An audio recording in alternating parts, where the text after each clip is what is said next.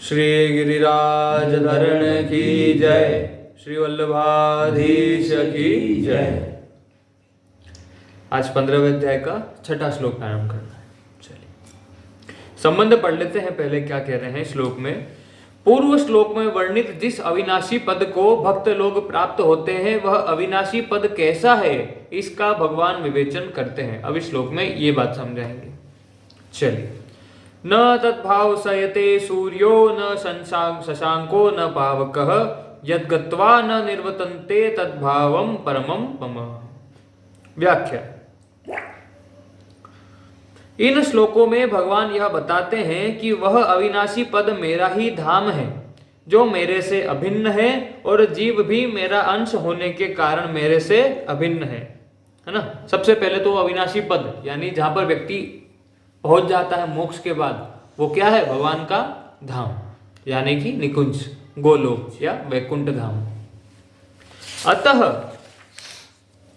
जीव की भी उस धाम यानी अविनाशी पद से अभिन्नता है, अर्थात वह उस धाम का नित्य प्राप्त है।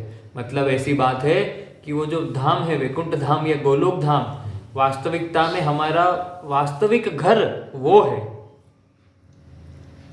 हमारा जो वास्तविक घर है यानी जो हमारा है ना, वो वैकुंठ धाम है। हम वहां के निवासी हैं जो यहाँ पर आकर भटक गए हैं और यहाँ पर संसार से ममता और राग रखने के कारण संसार में फंसे हुए हैं, कामनाओं के कारण। जिस दिन हमने इन कामनाओं से मुक्ति पाली तब हम इस संसार से हटकर वापस अपने धाम को, अपने घर को वापस लौट चले। धाम हमारा वो है, ना कि ये।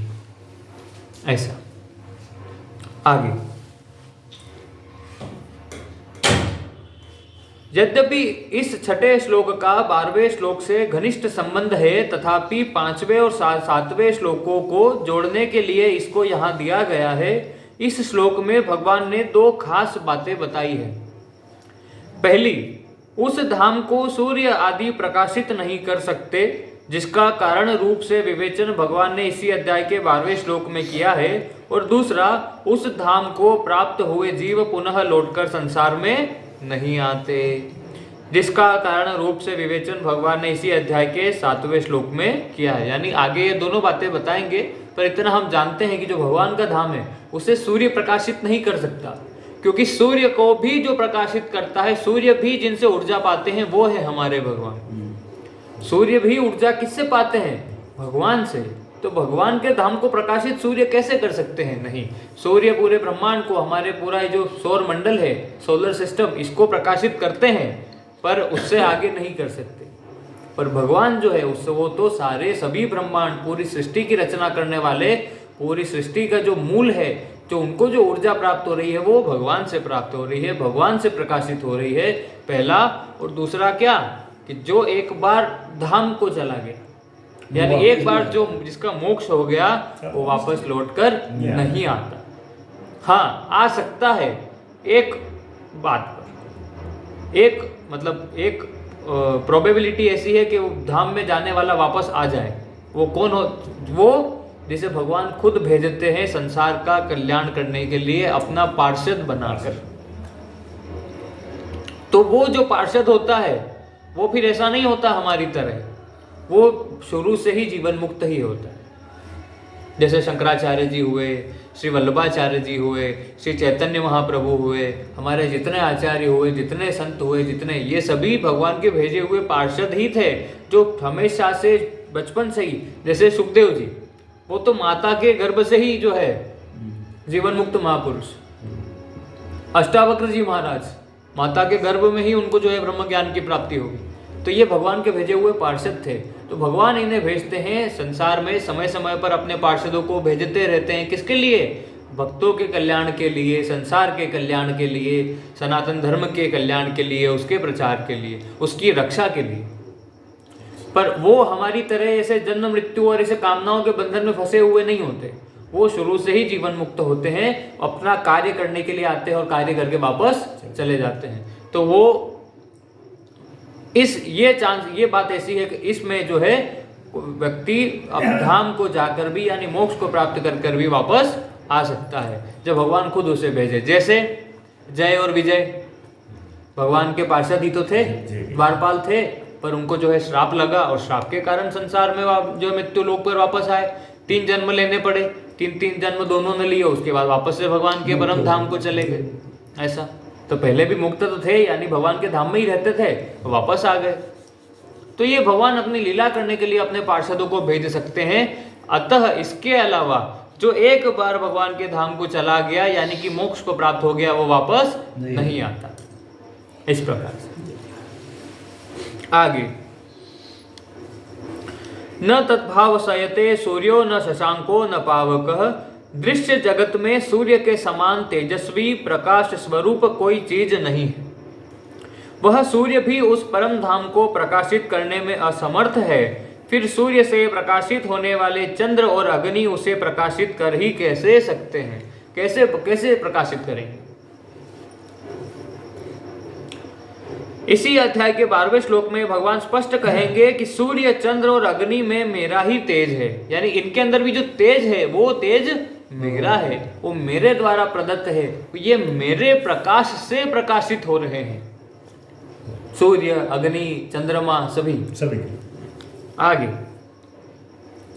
मेरे से ही प्रकाश पाकर ये भौतिक जगत को प्रकाशित करते हैं।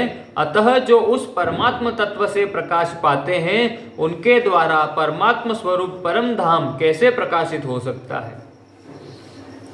उस परमात्मा को सूर्य प्रकाशित नहीं करता, चंद्र और तारे प्रकाशित नहीं करते, विद्युत भी प्रकाशित नहीं करती, फिर यह अग्नि उसे कैसे प्रकाशित करेगी? यह संपूर्ण जगत उस परमात्मा के प्रकाश से ही प्रकाशित होता है। ये श्वेतर उपनिषद, मंडूक उपनिषद और कठोपनिषद के में भी आता है। और रामचरितमानस भी कहती है, जगत प्रकाश्य प्रकाशक राम। इस प्रकार से आगे तात्पर्य यह है कि परमात्म तत्व चेतन है और सूर्य, चंद्र तथा अग्नि जड़ यानी प्रकृति, ये भी तो प्रकृति के हिस्से हैं। सूर्य, चंद्रमा, तारे, ये सभी, और भगवान जो है वो तो चेतन तत्व है। इस प्रकार से आगे, ये सूर्य, चंद्र और अग्नि क्रमशः नेत्र, मन और वाणी को प्रकाशित करते हैं। ये तीनों, नेत्र, मन और वाणी भी जड़ ही है। हम जानते हैं नेत्र, मन, वाणी ये सभी इस शरीर का हिस्सा है, और शरीर क्या है? जड़ है, चेतन तो है नहीं, जड़ है ना, ये तो नाशवान है ना, खत्म हो जाएगा एक दिन।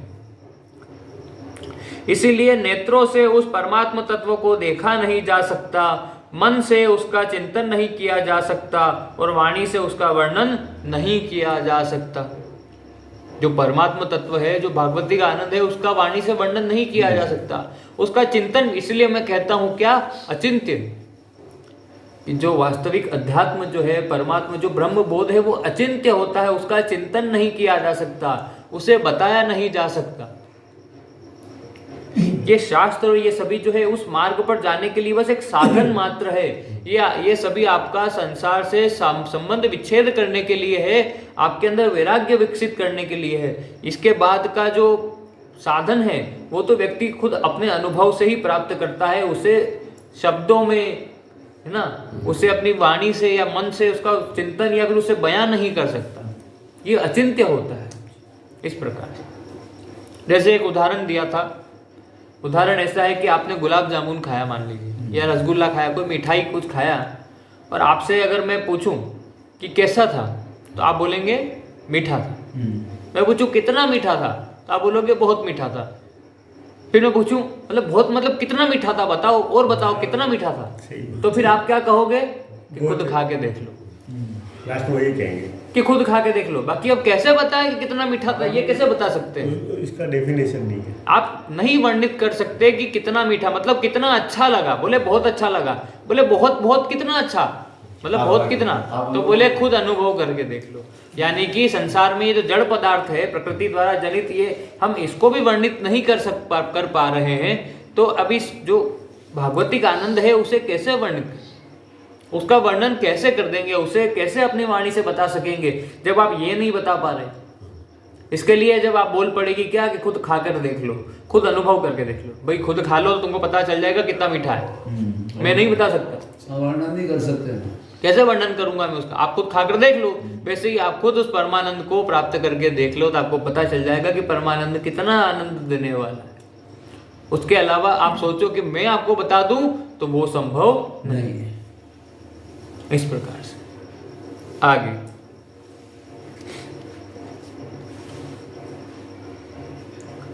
क्योंकि जड़ तत्व से चेतन परमात्म तत्व की अनुभूति नहीं हो सकती, क्योंकि शरीर जड़ तत्व है और इससे परमात्म तत्व की अनुभूति नहीं हो सकती। वह चेतन प्रकाशक तत्व इन सभी प्रकाशित पदार्थों में सदा परिपूर्ण है।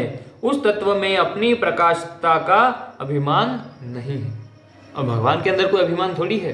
जैसे अभी कह रहा तू जड़ से उसकी नहीं हो सकती, तो शरीर जड़ है क्या? शरीर जड़ है तो फिर कैसे ज्ञान होगा? ये आत्मा से ही हो रहा है। आत्मा से होगा। तो जब शरीर से संबंध विच्छेद हो जाएगा तो फिर शरीर का तो कुछ रहा ही नहीं ना, अपना अस्तित्व।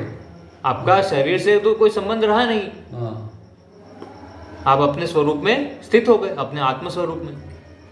शरीर से संबंध। हाँ, शरीर से तो संबंध टूट ही जाएगा ना जब आप गुणातीत हो जाएंगे। मैंने बताया था आपको 3 प्रकार का वैराग्य आया था गीता में।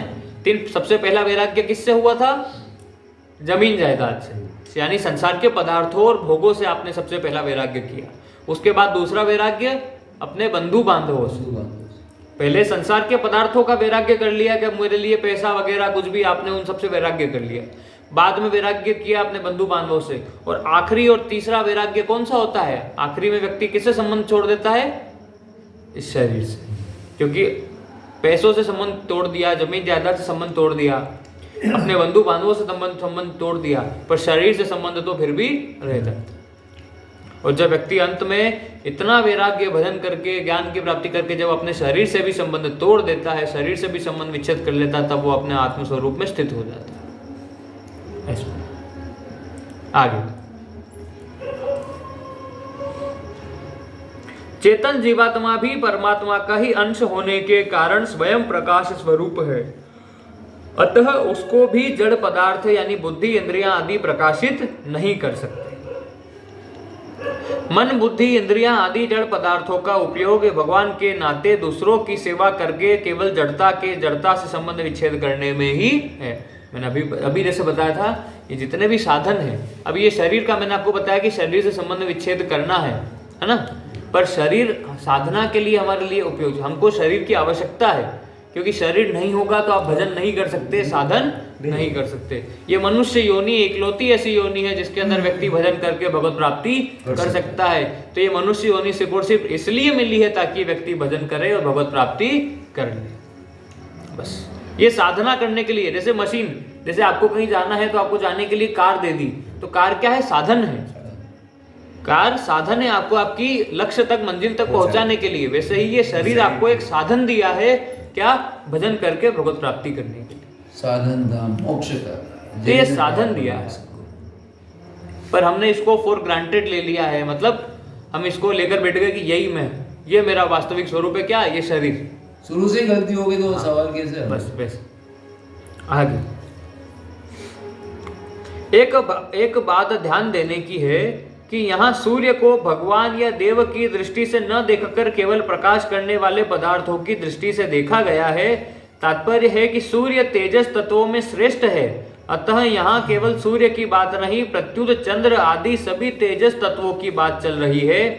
जैसे 10वें अध्याय के 37वें श्लोक में भगवान ने कहा कि वृष्णिवंशियों में वासुदेव हूँ, तो वहाँ वासुदेव का भगवान के रूप से वर्णन नहीं, प्रत्युत वृष्णिवंश के श्रेष्ठ पुरुष के रूप से ही वर्णन है। मतलब यहाँ पे सूर्य भगवान की बात नहीं हो रही है, जिसको हम सूर्य रिंग को मार्ग देते हैं। यहाँ पर सिर्फ उस भौतिक पदार्थ की बात हो रही है जो प्रकाश दे रहा है, जिसे हम सूर्य कहते हैं, चंद्रमा, इस प्रकार से।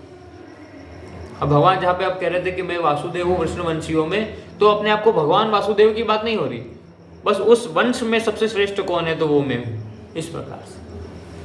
आगे यद गत्वा न निर्वतन्ते तद्भावम परमम पदम। जीव परमात्मा का अंश है, वह जब तक अपने अंशी परमात्मा को प्राप्त नहीं कर लेता तब तक उसका आवागमन नहीं मिट सकता। अब जब तक नहीं प्राप्त कर, सीधी सी बात है, जब तक व्यक्ति भगवत प्राप्ति नहीं कर लेगा, जब तक व्यक्ति गुणातीत नहीं होता, जब तक व्यक्ति को भगवत साक्षात्कार नहीं होता तब तक वो जन्म मृत्यु के चक्र में फंसा रहता है। ये तो हम समझते हैं।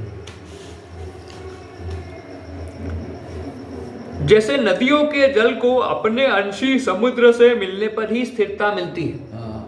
जब तक नदियाँ जो है वो जब तक समुद्र में मिलेगी नहीं तब तक स्थिर नहीं होगी, बहती रहती। फिर उसका अस्तित्व खत्म हो गया, फिर रही नदी रही नहीं तो वो बात ही खत्म हो गई। पर तब तक तो बहती रहती है, मतलब स्थिर नहीं है। उसके बाद तो मिल गई उसमें, मिल गई तो बात ही, अपन भी उसमें मिल जाए तो अपन भी हो जाए।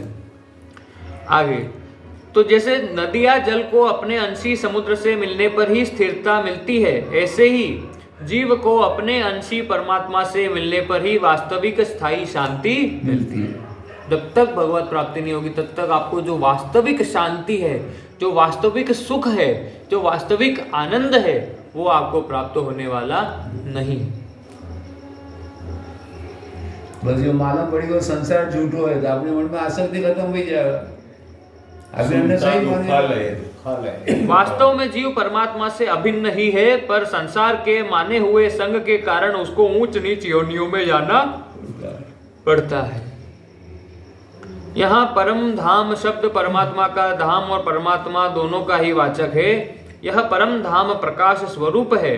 जैसे सूर्य अपने स्थान विशेष पर भी स्थित है और प्रकाश रूप से सब जगह भी स्थित है, अर्थात सूर्य और उसका प्रकाश परस्पर अभिन्न है, ऐसे ही परम धाम और सर्वव्यापी परमात्मा भी परस्पर अभिन्न है।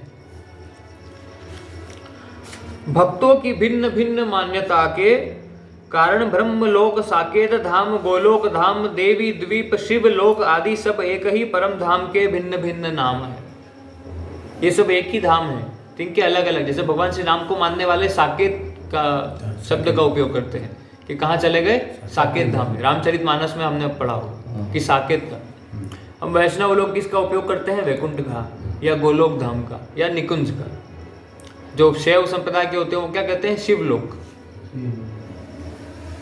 तो ये हाँ, तो अलग अलग विष्णु हाँ इसको तो भिन्न भिन्न मान्यताओं के कारण ब्रह्मलोक, साकेत धाम, गोलोक धाम, देवी द्वीप, शिवलोक आदि सब एक ही परम धाम के भिन्न भिन्न नाम है।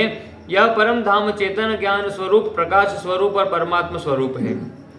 यह अविनाशी परम पद आत्म रूप से सब में समान रूप से अनुस्यूत यानी कि व्याप्त है सभी में। जो चेतन तत्व है वो तो सभी जगह पर बराबर मात्रा में सब जगह व्याप्त है। अतः स्वरूप से हम उस परम पद में स्थित है ही, परंतु जड़ता यानी शरीर आदि से तादात्म्य, ममता और कामना के कारण हमें उसकी प्राप्ति अथवा उसमें अपनी स्वाभाविक स्थिति का अनुभव नहीं हो रहा। हमारा संबंध जो है वो किससे जुड़ गया, शरीर से, इस संसार से, इस जड़ से, इस प्रकृति से, ना कि उस परमात्मा तत्व से। इसलिए हमें उसका अनुभव नहीं हो रहा। अब परिशिष्ट भाव हम